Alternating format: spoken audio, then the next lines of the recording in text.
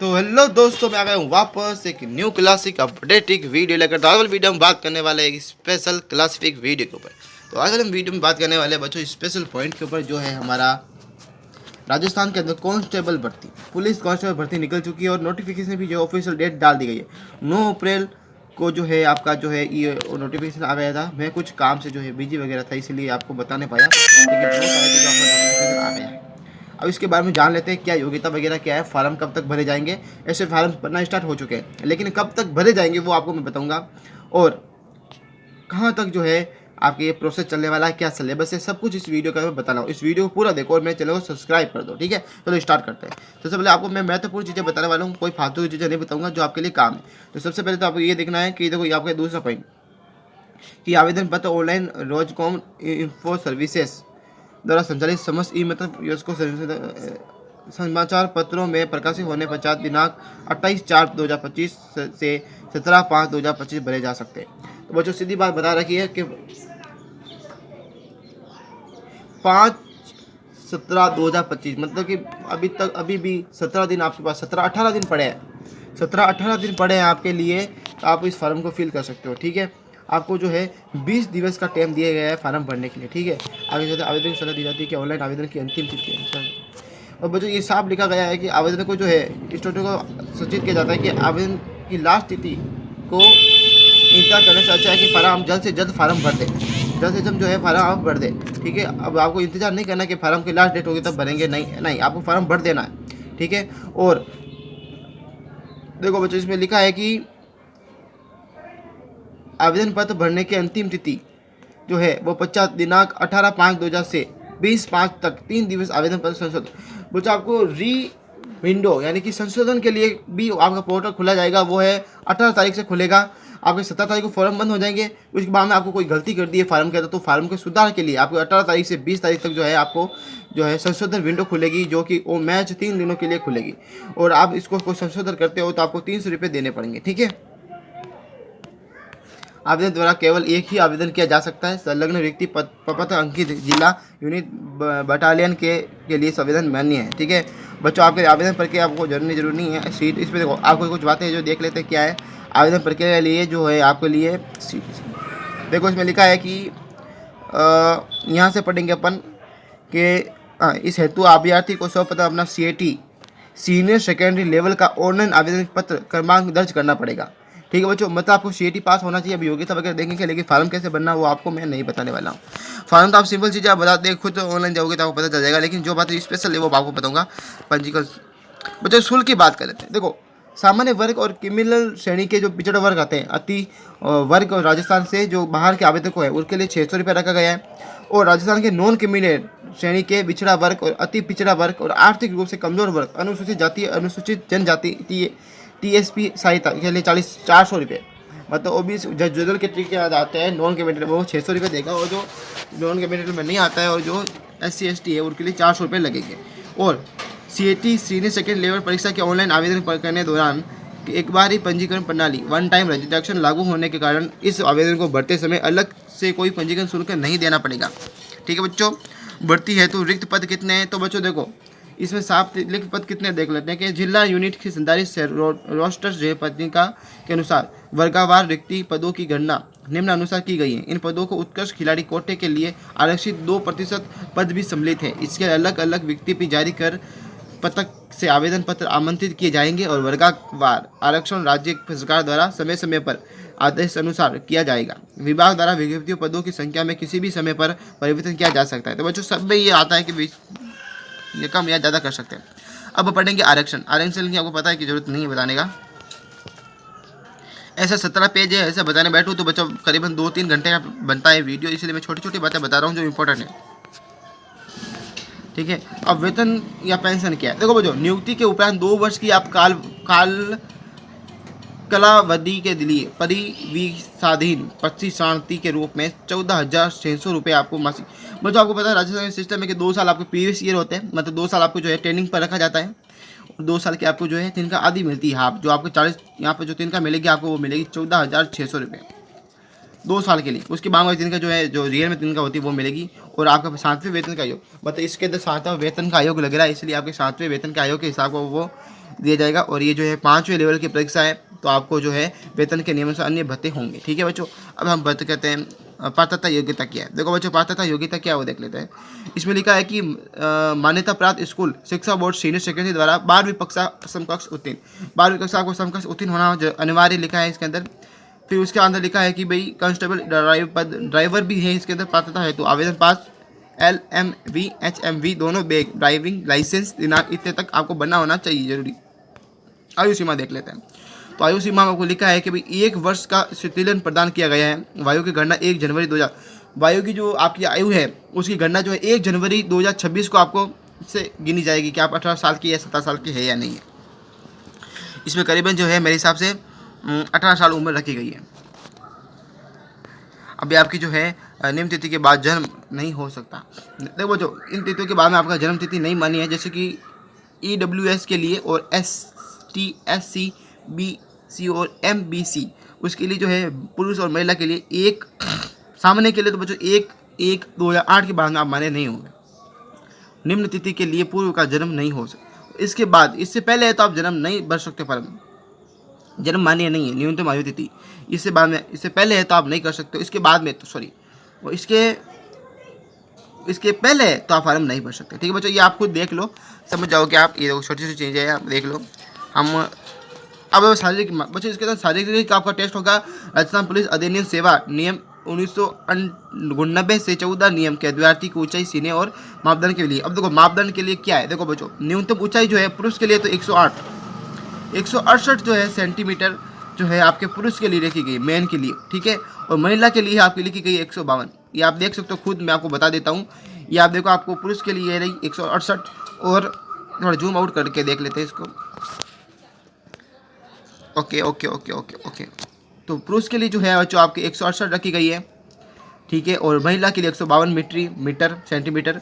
पुरुष अब 12 जिले के सहरिया आदमी जाति के, जो सहरिया जाति के आदमी हैं, जो 12 जो मतलब भील के समान जो होते हैं, उनके लिए पुरुष के लिए 160 रखा गया है, और महिला के लिए 145, जो स्पेशल क्राइटेरिया के आते हैं। न्यूनतम सीना केवल, देखो न्यूनतम सीना जो है केवल पुरुषों के लिए ही बिना पूछा है, बिना फुलाए 81 सेंटीमीटर होना चाहिए, और फुलाए हुए 86 सेंटीमीटर होना चाहिए। सीने का फुलाव कम से कम 5 सेंटीमीटर का होना चाहिए।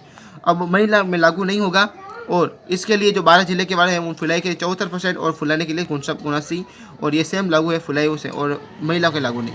न्यूनतम वजन महिला और पुरुष दोनों, देखो पुरुष का वजन जो है लागू नहीं होगा, लेकिन महिला को होगा 47 किलोग्राम होनी चाहिए, लागू नहीं होते 43 किलोमीटर महिलाओं के लिए। ठीक है बच्चों,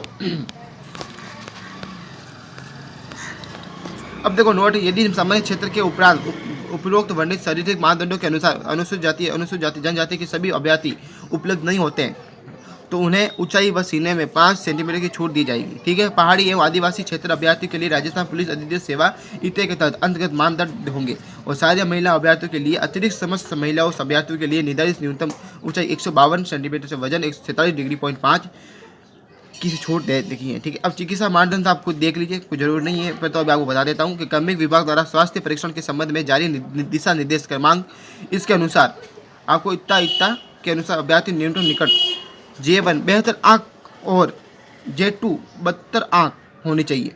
मतलब मेरे हिसाब से J1 आँख होने एक तरफ और J2 72 आँख होनी चाहिए। चश्मा पहने जैसे सुधार के साथ या बिना सुधार के दोनों आँखों की न्यूनतम दृष्टि, देखो चश्मा पहनते हो तो भी 6x6, और चश्मा नहीं पहनते हो तो भी 6x6 होना चाहिए। 72 आँख और 72 आँख। तो बच्चों इसमें क्या बताया गया है, देखो साफ लिखा गया है इस लाइन के अंदर, आप देख लो मेडल है कि सुधार के साथ बिना सुधार के दोनों की आँखें, ये लिखा गया है। चश्मा पहनते हो भी 6x6 और नहीं पहनते हो तो भी 6x6, एक तरफ की आँख तो दूसरी तरफ एक 6x9।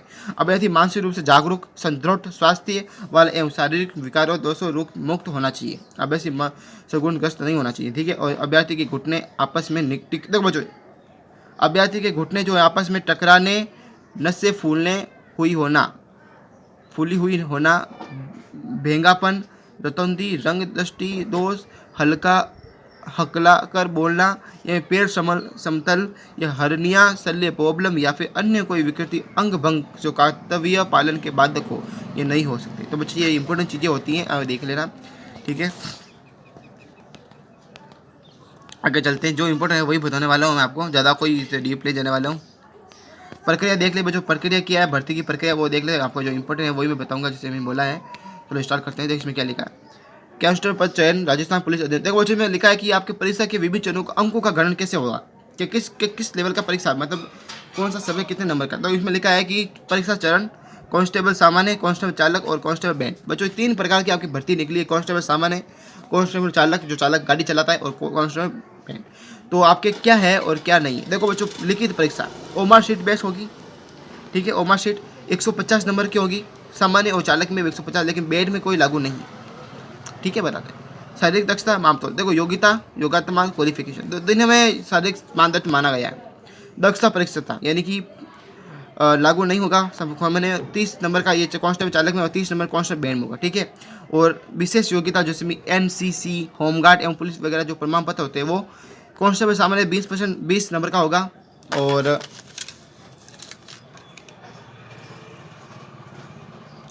और कांस्टेबल चालक में लागू नहीं होगा और कांस्टेबल बैंड में लागू नहीं होगा, ठीक है। लेकिन अंकों का योग कुल मिला के जो कांस्टेबल सामान्य का अंक होता है वो होते हैं 170, कांस्टेबल चालक का जो अंक होता है वो होता है 180, ठीक है। और कांस्टेबल बैंड में 30 नंबर, ठीक है। अब लिखित परीक्षा में क्या, देखो भाई लिखित परीक्षा में आपका क्या लिखा है वो देख लेते हैं, सिलेबस वगैरह वो क्या है। देखो लिखित परीक्षा का प्रश्न पत्र 150 अंक का होगा, जिसमें वस्तुनिष्ठ ऑब्जेक्टिव टाइप प्रकार के 150 प्रश्न होंगे। समय देखो बच्चों 150 क्वेश्चन आएंगे, 2 घंटे दिए जाएंगे आपको करने के लिए। मैं फटाफट आपको बता देता हूँ,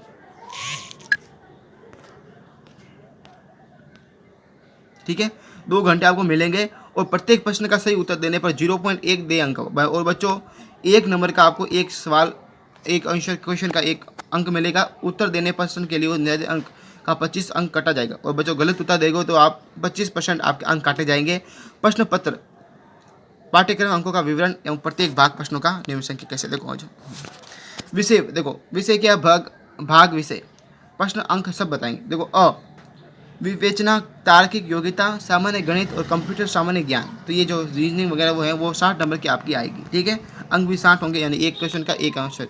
सामान्य ज्ञान, सामान्य विज्ञान, सामाजिक विज्ञान और समसामयिक विषयों तथा प्रताप महिलाओं तथा बच्चों के अधिकारों उनके राजस्थान जितने भी लिखे हैं वो 45 नंबर के होंगे। और राजस्थान के इतिहास, संस्कृति, कला, भौगोलिक, राजनीति, आर्थिक इतिहास इत्यादि 45 नंबर की होगी।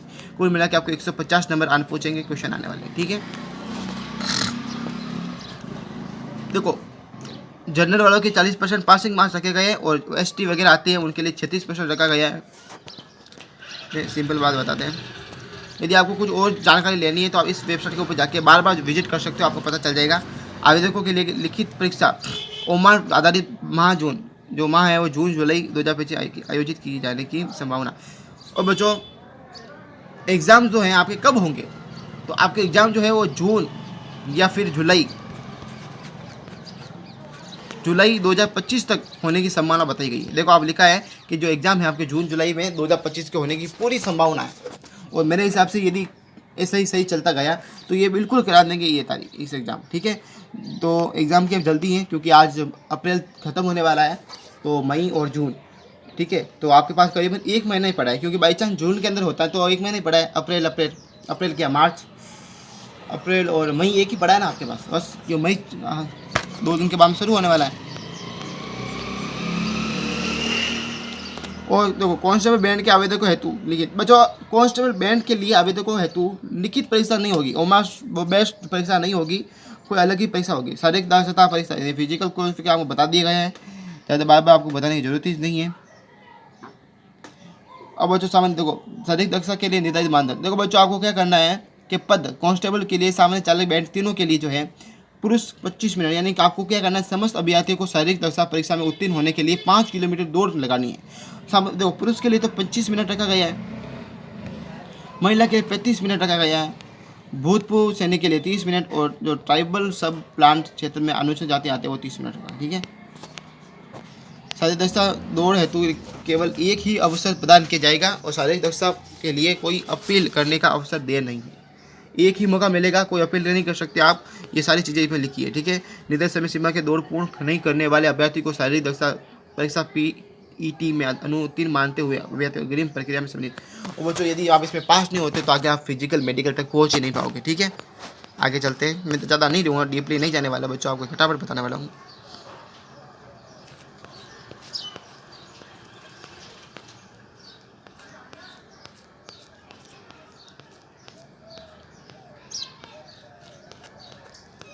ये आपके पद किस किस पद का खाली है वो बताया गया है।